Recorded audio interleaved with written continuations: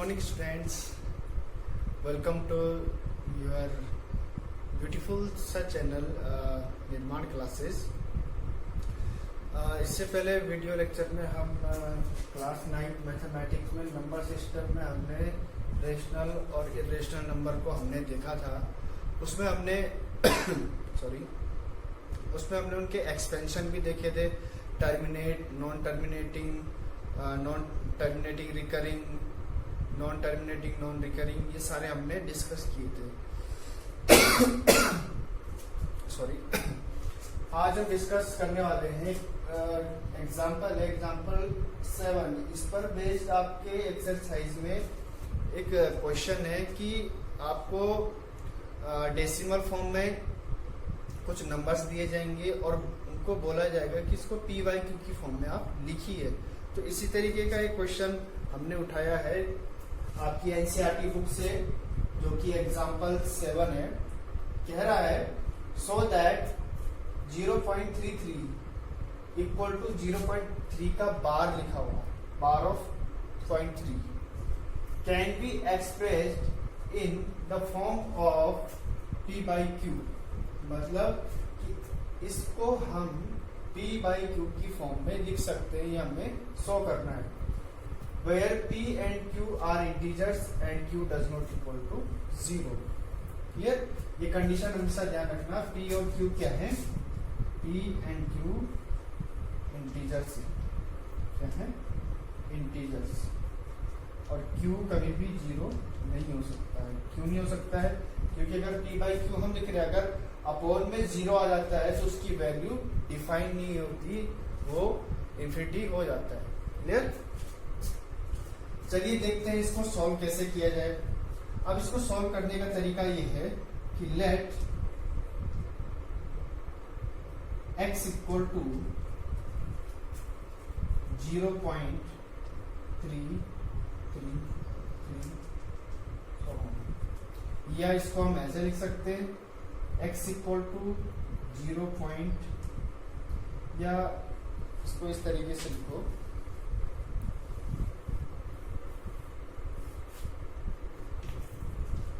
0.3 का बार और 0.33।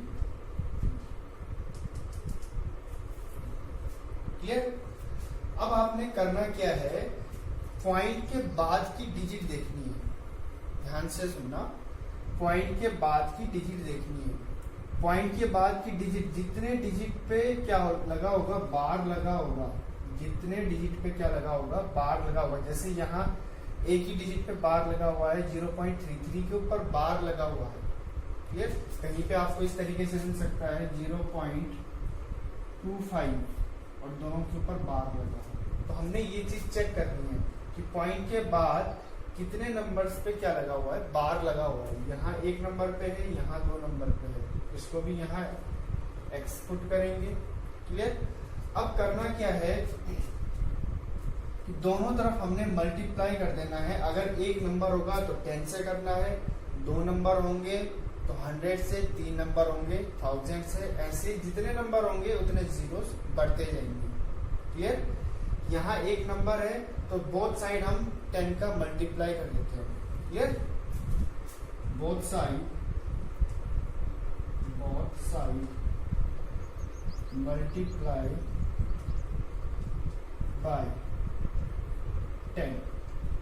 10 से मल्टीप्लाई करेंगे तो ये कितना हो जाएगा, 10x इक्वल टू, यहाँ 10 से मल्टीप्लाई करेंगे तो क्या हो जाएगा, ये हो जाएगा हमारे पास 3.333 चलता है।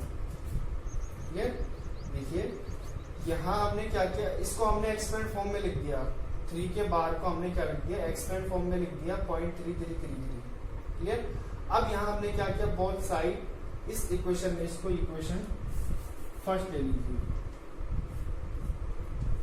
इसको इक्वेशन फर्स्ट ले लीजिए। इक्वेशन फर्स्ट में हमने क्या किया कि बोथ साइड मल्टीप्लाइड बाई 10 से मल्टीप्लाई कर दिया। 10 से मल्टीप्लाई किया तो ये 10x हो गया और ये क्या हो गया, 3.333। अब आप ध्यान से देखिए, इसको इक्वेशन सेकंड ले लीजिए। क्लियर। अब आप यहां से दो तरीके से कर सकते हैं। दो तरीके से कैसे कर सकते हैं कि या तो इस 3.33 को इस तरीके से तोड़ दो कि एक टर्म हमारे पास ये x आ जाए और दूसरे को हम क्या कर, दूसरा न्यूमेरिकल न्यूमेरिक टर्म्स आ जाए, यानी डिजिट आ जाए कोई। यानी कि मैं कहना चाह रहा हूं कि 3.33 को इस तरीके से तोड़ दो कि एक तो x का टर्म आ जाए, एक तो क्या आ जाए, ये आ जाए हमारे पास x का टर्म, क्लियर। और दूसरा हमारे पास कोई नंबर आ जाए, दूसरा क्या आ जाए, नंबर आ जाए। यानी नंबर और x के टर्म्स में हमें इसको तोड़ना है, वेरिएबल के टर्म्स में हमें इसको तोड़ना है। एक तो ये मेथड है और एक दूसरा मेथड है जो कि मुझे बहुत ही अच्छा लगा कि इक्वेशन सेकंड में से इक्वेशन फर्स्ट को माइनस कर दो। Equation second minus equation first. देखो सेकंड में से फर्स्ट को माइनस करना है, यहां कर देता हूं। देखिए लेफ्ट हैंड साइड में 10x और यहाँ x, यानी 10x minus x, 10x minus x इक्वल टू यहाँ 3.3333 है, तो यहाँ 3.33 हमने पुट कर दिया, माइनस यहाँ 0.333 है, ये क्या आ जाएगा 0.333।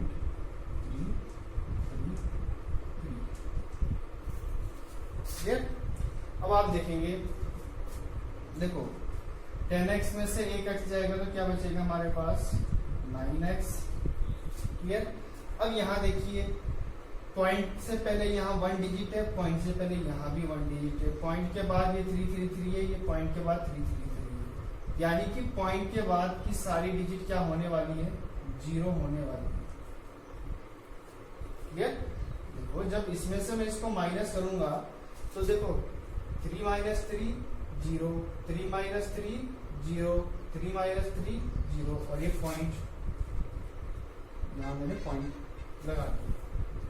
अब 3 माइनस 0 ये कितना आ गया हमारे पास 3, यानी बेसिकली मैं इसको क्या लिख सकता हूं, ओनली 3 लिख सकता हूं, 3 इस तरीके से। अब देखिए x इक्वल टू ये क्या आ जाएगा हमारे पास 3/9 और x इक्वल टू हमारे पास क्या आ गया 1/3 और 1/3 को आप जब क्या करेंगे, देखो हमने क्या किया था, x को एज्यूम किया था 0.3 का बार, यानी कि 0.333 और वही x हमने क्या लिख दिया 1/3, यानी p/q की फॉर्म में हमने इसको लिख दिया है। वेरीफाई करने के लिए आप इसको डिवाइड कर सकते हैं, जैसे मैं यहाँ पे डिवाइड कर देता हूँ, आपको दिखा देता हूँ। 3 1 तो 3 का डिवाइड 1 में जाएगा नहीं, तो यहाँ पॉइंट लगा के 0 बढ़ा देंगे, 3 3 जा 9, फिर यहाँ 1 बचेगा तो 0, 3 3 जा 9, ऐसे ऐसे करके ये क्या हो जाएगा, यानी कि ये हमारे पास आ क्या रहा है 0.333 और ये हमारे पास 0.3 वही आ गया जो हमने एज्यूम किया था। तो इस तरीके से इस क्वेश्चन को करना है, इस तरीके से इस क्वेश्चन को सॉल्व करना है। तो आप इसे नोट कीजिएगा और इस तरीके से जितने भी क्वेश्चन है, इस तरीके के जितने भी क्वेश्चन है उन क्वेश्चन को करने का प्रयास कीजिएगा, कोशिश कीजिएगा, ट्राई कीजिएगा कि इस तरीके का आप क्वेश्चन सॉल्व कर दें। नेक्स्ट क्वेश्चन है एग्जाम्पल 9। एग्जाम्पल 9 भी कुछ इस तरीके से है, so that 0.235 and so on, यानी कि 0.235 का बार, यानी 35 का बार लगा हुआ है यहाँ, ओनली 35 का बार लगा हुआ है, 2 का नहीं लगा हुआ है। Can be expressed in the form of p/q where p/q are p and q are integers and q does not equal to 0। आइए इसको सॉल्व करते हैं, इसका सॉल्यूशन देखते हैं। इसका सॉल्यूशन थोड़ा सा डिफरेंट है। डिफरेंट क्या है वो मैं आपको बता देता हूं। लेट हमने ले लिया x इक्वल टू 0.235 का बार, 35 का बार। क्लियर। अब मैंने आपको पिछले वीडियो लेक्चर में बताया था कि हमें ये देखना होता है कि पॉइंट के बाद कितने डिजिट पे बार लगा हुआ है। पॉइंट के बाद कितने डिजिट पे बार लगा हुआ है। अब यहाँ हम देखेंगे तो पॉइंट के बाद 2, 3, 5 है, लेकिन बार ओनली 3, 5 पे लगा हुआ है, 2 पे नहीं लगा हुआ है। और मैंने आपको क्या बताया था, पॉइंट के बाद देखना है, यानी कि हमें इस पॉइंट को यहाँ लेके आना पड़ेगा। क्लियर। पॉइंट के बाद देखना है, यानी कि ये काम कर सकते हैं, इस पॉइंट को हम यहाँ लेके आ जाएं। उसके लिए हमें क्या करना पड़ेगा, देखो इस पॉइंट को जब इधर लेके आएंगे तो हमें 10 से मल्टीप्लाई करना पड़ेगा बोथ साइड। तो कर दीजिए, बोथ साइड मल्टीप्लाइड बाय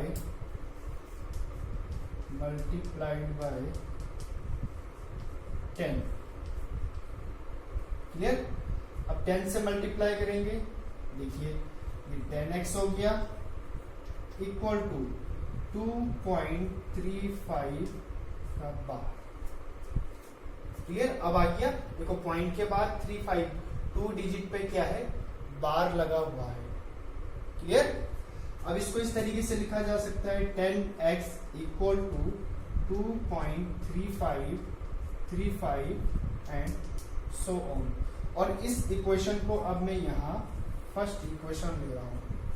यहाँ क्यों नहीं ली, क्योंकि यहाँ पॉइंट के बाद 2 जो है वो रिपीटेशन नहीं कर रहा है, यानी कि 2 के ऊपर बार नहीं है। बार का मतलब होता है बार बार रिपीट करना। क्लियर। यहाँ 2 के ऊपर बार नहीं था, इसलिए इस पॉइंट को इधर लाना जरूरी था। इस पॉइंट को मैं यहाँ लेके आया, देन मैंने इसको एक्सपेंड फॉर्म में लिखा और वो एक्सपेंड फॉर्म मैंने इक्वेशन 1 बना दी। क्लियर। अब आप देखेंगे यहाँ पॉइंट के बाद 2 डिजिट की क्या हो रही है, रिपीटेशन हो रहा है। 2 डिजिट का क्या हो रहा है, रिपीटेशन हो रहा है। 35 बार बार आएगा। क्लियर। तो मैंने क्या कहा था, पॉइंट के बाद जितनी भी डिजिट होंगी जो कि क्या होंगी, रिपीट होंगी, उतने जीरोस लग जाएंगे किसके पीछे, 1 के पीछे, और उससे मल्टीप्लाई करना है पूरी इक्वेशन में। यानी कि देखो पॉइंट की जगह में 1 आ गया, 3 की जगह में 0, 5 की जगह में 0, यानी 100 से हमें इस पूरी इक्वेशन को मल्टीप्लाई करना होगा। क्लियर। तो लिख देंगे बोथ साइड मल्टीप्लाइड बाय 100 से क्यों किया, क्योंकि पॉइंट के बाद 2 डिजिट की क्या हो रही थी, रिपीटेशन हो रही थी। अब कर दीजिए, यहाँ 100 से मल्टीप्लाई करेंगे तो 100 इंटू 10x इक्वल टू, यहाँ 100 से करेंगे तो ये पॉइंट यहाँ आ जाएगा, ये पॉइंट कहाँ आ जाएगा, यहाँ आ जाएगा। तो 235.35 और ये चलता जाएगा। क्लियर। आई होप कि आपको इतना क्लियर हुआ होगा। इसको हमने इक्वेशन 2 बना दिया। क्या बना दिया, इक्वेशन 2। अब करना क्या है, सेकेंड इक्वेशन में से फर्स्ट इक्वेशन माइनस कर दीजिए। तो इक्वेशन 2 माइनस फर्स्ट, सेकेंड में से फर्स्ट को माइनस कर दीजिए। मैं इधर सोल्व कर लेता हूं। देखिए, अच्छा इसको मैं डायरेक्ट लिख दूं, 100 से 10 का मल्टीप्लाई करेंगे तो हमारे पास सीधे सीधे डायरेक्ट आ गया। इसको डायरेक्ट यहीं पे लिख रहा हूं, आप वीडियो को डिटेल में देखकर आप लिख दीजिएगा। तो ये कितना हो जाएगा, 1000। क्लियर। 1000x। अब सेकंड में से फर्स्ट को माइनस करना है, सेकंड में से फर्स्ट को माइनस करेंगे, यानी कि 1000 में से 10 को हम क्या करेंगे, माइनस करेंगे। तो यहाँ क्या बचेगा हमारे पास, 990x इक्वल टू, ये देखिए अब इस सेकंड में से इसको माइनस करना है, यानी कि 235.3535 में से 2.3535 को माइनस करना है। यानी कि मैं यहाँ एक बार डिटेल में लिख लेता हूँ, 235.35 dot dot minus 2.3535 dot. Clear? अब ध्यान से देखिए, इसको मैं और अच्छे से लिख लेता हूं। 2.3535। अब देखिए ये 990x ऐसी रहेगा, इक्वल टू, देखिए पॉइंट से पहले यहाँ 1 डिजिट है, यहाँ 3 डिजिट है, बाकी सेम है पॉइंट के बाद। यानी पॉइंट के बाद सारे टर्म क्या होने वाले हैं? 0 होने वाले हैं। क्लियर? हमें पॉइंट से पहले में ध्यान देते हैं। देखो 235 में से 2 को माइनस करना है, 235 में से 2 को क्या करना है? माइनस करना है। तो कितना आ जाएगा? 233 और बाकी के टर्म्स 0 हो जाएंगे। और अब हम इसको क्या कर लेते हैं? रीअरेंज कर लेते हैं। 233/990 और ये क्या है? p/q की फॉर्म है। p/q की फॉर्म तो है। देखो p = यहाँ क्या? 233 यानी 233 और q 990 यानी 990 है। और दोनों ही क्या है? इंटीजर है और दोनों ही इस कंडीशन को सेटिस्फाई करते हैं कि q does not equal to 0 और p and q are integers. I hope कि आपको ये क्लियर हुआ होगा। इस तरीके के भी एक आध क्वेश्चन आपके एक्सरसाइज में है, एनसीईआरटी बुक्स में है, जहां भी एनसीईआरटी चलती है। तो इस तरीके का जो क्वेश्चन है आपको समझ आ गया है, इतना मैं आपसे आशा करता हूँ, सपोज करता हूँ कि आपको ये समझ आया होगा। और इस तरीके के क्वेश्चन को सॉल्व करने का प्रयास कीजिए और सॉल्व करते रहिएगा। क्वेश्चन को रटना नहीं है, क्वेश्चन को सॉल्व करना है, समझना है कि वो पूछ क्या रहा है। Okay, thank you class.